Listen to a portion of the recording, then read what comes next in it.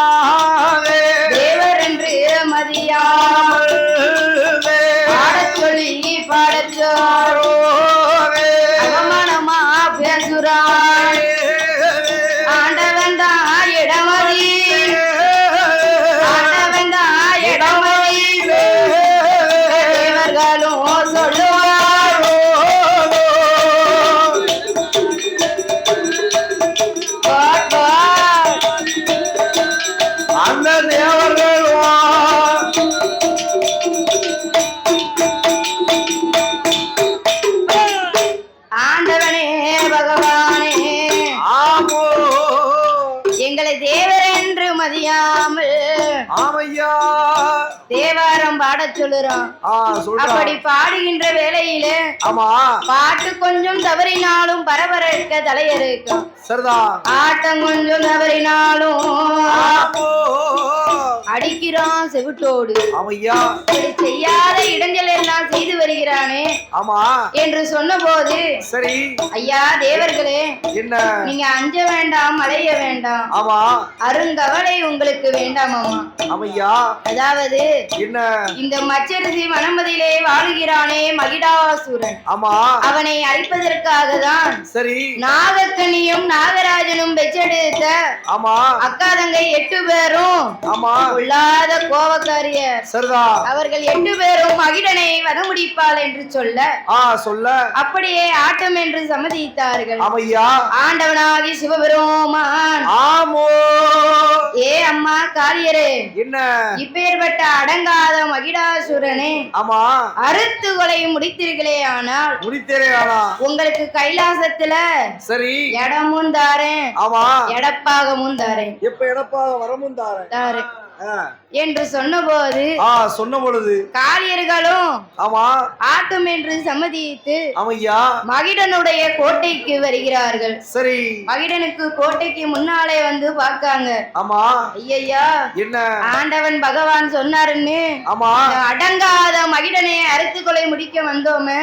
ஆமா ஆனா மகிடன் கோட்டைய பார்த்தாலே எப்ப மகிழ கோட்டை எப்படின்னா இந்த மகிழாசுரம் எப்படியோ அந்த மகிடாசுரனை ஆமா அதாவது என்ன அந்த மகிடாசுரனுக்கு 6 மாதம் தூக்கம் 6 மாதம் முழிப்பு. சரி எதனால என்ன ஆண்டவன் பகவானிடத்தில ஆமா வரத்தை வாங்கும் போது சரி நித்ரா தேவி வந்து ஆமா அவன் நாக்கிலேயே சொல்லட்டி விட்டாளாம். அப்படி சொல்லட்டி விட்ட காரணத்தினால என்ன அவனுக்கு ஆமா அதுவும் கொஞ்ச நெஞ்சம் தூக்கமா மதுனா மது அதுலயே முங்கி மூழ்குதான். சரி ஆமா கல்லோட சாராயம் கலந்து குடிச்சு அப்படி எருமகிடாய் கறி சமைத்து வாயில ஆட்டையும் இலை வறுப்பா வறுத்து பெப்பர் பொடி போட்டாயா வறுக்கும் அப்படி வறுத்து 6 மாதம் முழிப்பு முடிந்து இப்ப தூக்கத்துல வச்சிருக்கு. ஆமா அப்பொழுது அட்டகாளி 8 பேரும் மகிடன் கோட்டைக்கு முன்னாலே வந்து அதாவது ஒரு ஆளை தூக்கத்துல உசுப்பவே கூடாது. ஆனா நம்ம தாய்மார்லாம் என்ன செய்வாங்க அநியாயத்துக்கு கணவர் மாடு உரங்கையில தான் அம்மிக்கலை போடுதாங்களா.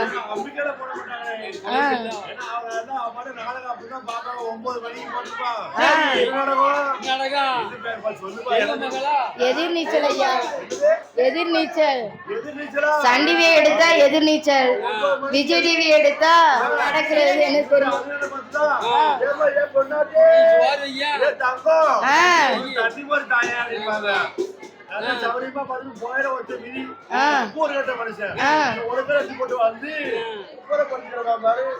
ஏயா அங்க பாரு அங்க கணவனும் மனைவியும் எப்படி அடிச்சு புடிச்சு சண்டை போடுதாங்க. இப்பதானே தெரியுது வீட்டுல சண்டை நடக்க காரணம் யாருன்னு. வேற யாரு டிவிய பார்த்து அங்க நடக்கிறத வீட்டுக்குள்ள பண்ணுறா. அப்படி செய்த போது ஆமா ஒழுங்கா பேச்ச கேட்கலன்னா மண்டையில குழவிக்கல்லுதான் இருக்கும் அம்பிக்கிருவா. அப்பொழுது அட்டகாளி 8 பேரும் மகிடன் கோட்டைக்கு முன்னாலே வந்து என்னை எண்ணுகிறா தெரியுமா. ஐயா இப்பேற்பட்ட மகிடனை தாம் மகிடனை மகிடனை உலகத்தில கொன்றோம் திரியும் வந்து சேரும் உலகத்தில கொன்றோம் வந்து சேரும் என்று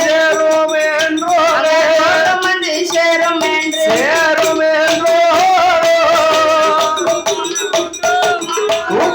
கொன்றோம்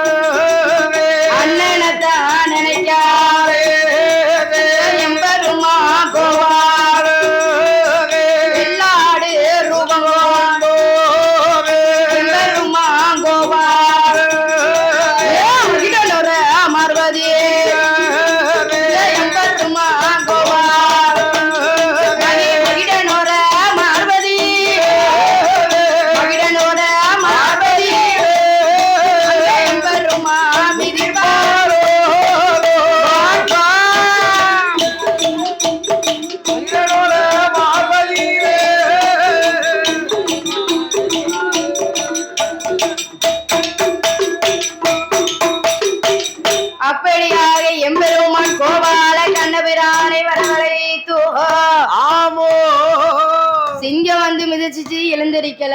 ஆமா 1000 யானை வந்துச்சு, சரி அப்பவும் எழுந்திருக்கல. ஆமா எம்பெருமான் கோபால கண்ணபிரான் ஏப்பா வெள்ளாடு ரூபம் கொண்டு 1000 ஆடுல ஆமா நொண்டியாடா வருவது யாரு? யாரு எம்பெருமான் கோபால கண்ணபிரான். கோபால் எம்பெருமான் கோபால கண்ணபிரான் சரிதா வந்து மிதித்ததுதான். ஆமையா பையன் உதறிட்டாயா? ஏப்பா வெள்ளாடு குழம்பு வச்சு எப்படி இருக்கும்?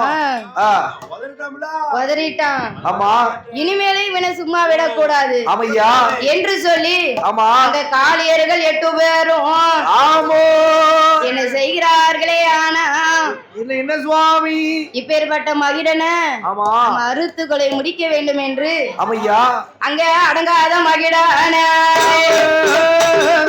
அடங்காத மகிடன மருத்துக்களை முடிக்க வாரியார்கள் 8 பேரும் அந்த நல்ல மகிடன எழுப்புவார். ஏடா மகிடா சூரா இங்கே வாடா இஷ்டத்துக்கும் வாடா என்றோ வாரியார்கள் அழைத்த போதோ பெண் சீசு என்னுடைய உறக்கத்தை அழைத்ததோரு விவரம் என்று சொல்லி கேட்ட போது என்ன நடக்குதா அட்டங்காத மகிடன ஒரு தாளை அறுக்கும் போது மறுதாளை முளைக்குத மாட்டுதாளை அறுக்கும் போது சிங்கந்தாளை முளைக்குத சிங்கந்தாளை அறுக்கும் போது மாட்டுதாளை முளைக்குத அறுக்கறுக்க தலைமுறைக்கு அறுக்கறுக்க தலைமுறைக்கு அதர்மக்கார மகிழனுக்கு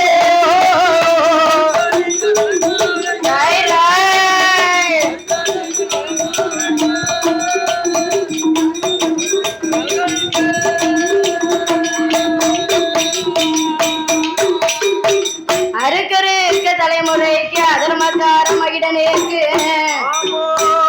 காளியர்கள் ஒரு தலையை அறுக்கும் போது சிங்கம் தலையை அறுத்தா யானை தலை முளைக்கு, யானை தலையை அறுக்கும் போது மான் தலை முளைக்கு. அறுக்கறுக்க தலைமுறைக்கு அதர்மக்கார மகிடனுக்கு ஒரு சொட்டம் உதிரமானது பூமியிலே விழுந்ததானால் 1000 மகிடாசுரனாகவே எழுந்தரித்து வருகிறான். அப்பொழுது ஆதிசக்தி பார்வதி இடமதியிலே காளியர்கள் 8 பேரும் கேட்கிறார், அதாவது இந்த அகிடங்காத மகிடாசுரனை நான் எப்படி அழிக்கக்கா? ஒரு தலையை அறுத்தா 1000 தலை முளைக்க என்று சொன்ன போது, ஏ அம்மா காளியர்களே, இப்பேற்பட்ட மகிடனை அறுத்து கொலை முடிக்க வேண்டுமானால் நீனே ஒரு ஆயுதத்தை உருவாக்க வேண்டும். ஏனென்றால் அவன் கண்டத்துல இருக்கக்கூடிய லிங்கத்தை வெளியெடுக்கணும். லிங்கம் இருக்க வரைக்கும் அங்க என்ன நடக்கும்? போகாது என்று சொன்ன போது போயிரும். அப்பொழுது என் தாயான காளியர்கள் ஒரே சொரூபமாகவே எடுத்தார். 16 கரங்களும் 8 சிரசோடும் ஆங்கார கோபத்தோட நிற்கிறார். தனக்கு இருக்கக்கூடிய வீர பல்ல வச்சு ஆங்கார சொருவம் எடுத்த என் தாயான காளியர்கள் அடங்காத மகிடனை எப்படி அடுத்து கொலை முடிக்கிறாளே. ஆனா அங்க வீர பல்லாமா விரசடையா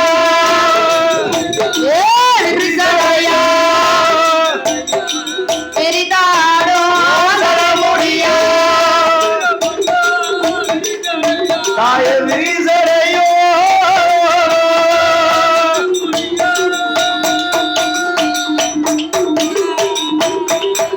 இந்த காளியர்கள் 8 பேர் வீரப்பல்ல பிடுங்குவார்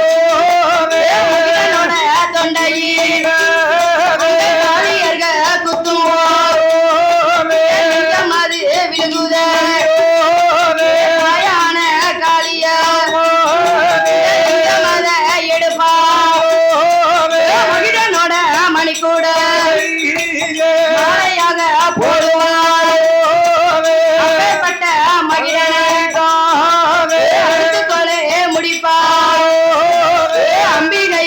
முப்புடாய் நாளான நாளையில் நல்ல செவ்வாய்க்கிழமையிலே அடங்காத மகிழன அடுத்து கொலை முடித்தல்ல என்ன என்ன செய்வாளா காளியர்கள் 8 பேர் காளியர்கள் 8 பேர் என்ன என்ன செய்வாளா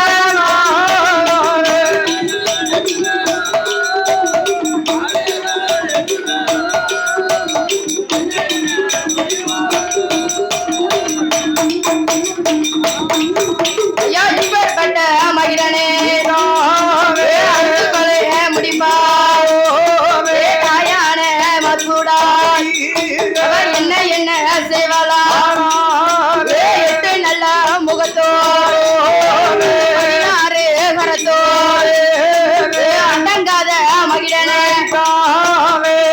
ரிஷி வனமதி வனமதுவும் செய்வார் வனமதுவும் செய்தவே வனமதுவும் செய்தவே என்ன என்ன சொல்லலாம் பதமதுவும் செய்தவே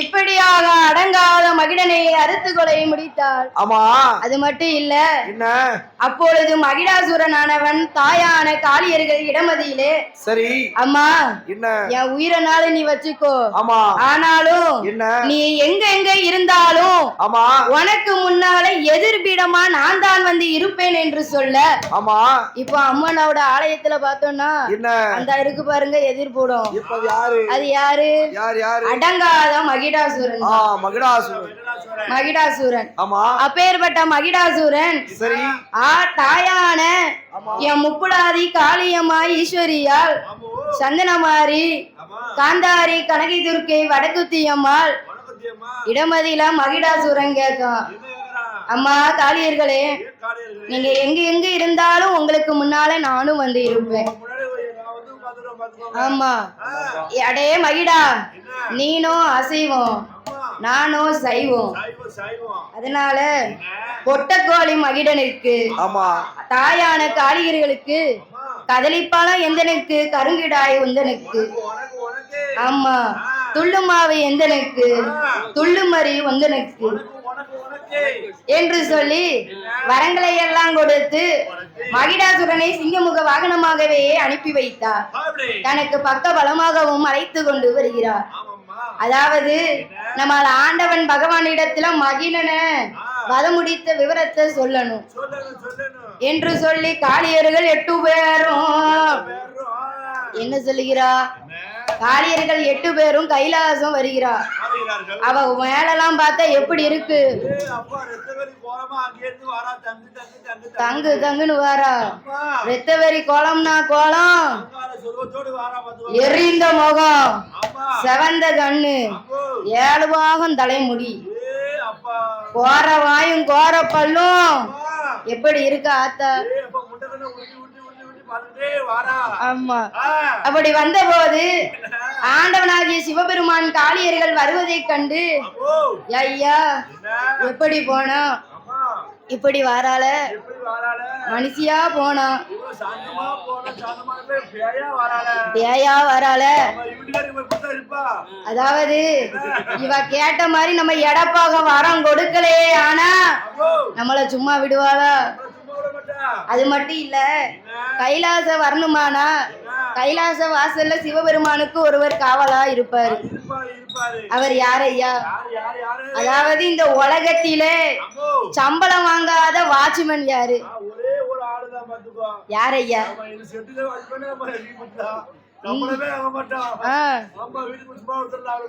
இங்க இந்த வாட்ச்மேன் இருக்கட்டும்.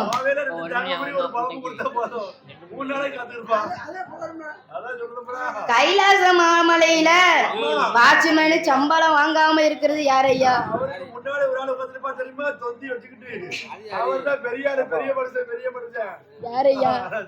அவர்தான் நந்தி தேவன். இந்த உலகத்துல சம்பளம் வாங்காத வாட்ச்மேன் எங்கேயாவது உண்டா? காளியர்கள் காளியர்கள் 8 பேரும் அப்படி வரக்கூடிய வேலையில ஏ அம்மா நீங்க யாரு, எங்க இருந்து இங்க வாரீங்க? அதாவது உங்களை பார்க்கவே ரொம்ப ஆங்கார சொர்வத்தோடு இருக்கீங்களே, வரலாமா? அசைவத்தை கலந்துட்டு வர. அப்படி கேட்டபோது யாரையா நீ எங்களை வரிமறித்து கேட்பது என்று கேட்டபோது நான் தான் பகவானுக்கு வாகனமா இருக்கக்கூடிய நந்தி தேவன்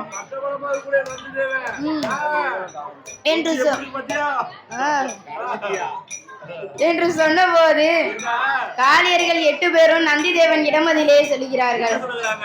அடங்காத மகிடாசுரனை நாங்கள் அறுத்து கொலை முடித்தோமானால் கைலாசத்தில் இருக்க இடமும் இடப்பாக வரமும் தாரேன் என்று சொன்னார். அதாவது யாருக்கெனவே பகவானுக்கு 2 பேர் இருக்காங்க. பார்வதி இடப்பாகத்துல இருக்கா. இடப்பாகத்துல இருந்து பார்வதி பாடா படுத்துதா,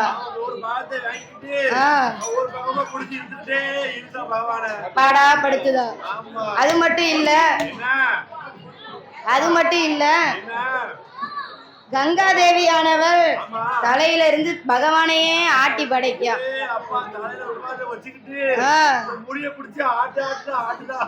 ஆட்டி படைக்கிறார்.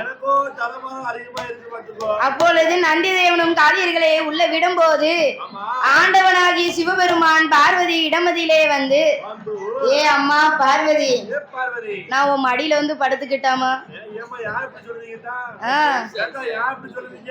ஏ அம்மா உன் தங்கச்சி 8 பேர் ஆங்கார சொர்வத்தோடு வாரா.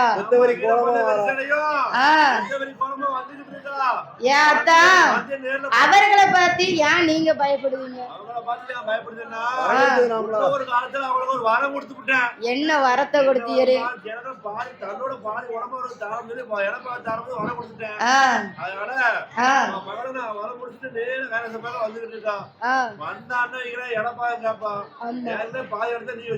ஆமா வாழ்க்கைக்கு பங்க வந்துரும் பாத்துக்கோ மாறிடும் என்று சொன்னபோது இப்படியே வந்து நான் படுக்கலாமா? குழந்தை போல வடிவம் கொண்டு வந்து படிக்கிறேன் என்று சொல்ல அப்பொழுது ஆண்டவனாகி சிவபெருமான் குழந்தை போலவே வடிவம் கொண்டு பார்வதி மடியதிலே படுத்திருக்கிறார். காளியர்களும் தங்கு தங்கு தங்குன்னு வாரா. ஆமா வந்து ஏ அக்கா பார்வதி ஆண்டவன் பகவான் எங்கக்கா? அத்தானா அத்தா வந்து என்னக்கா இழுக்க?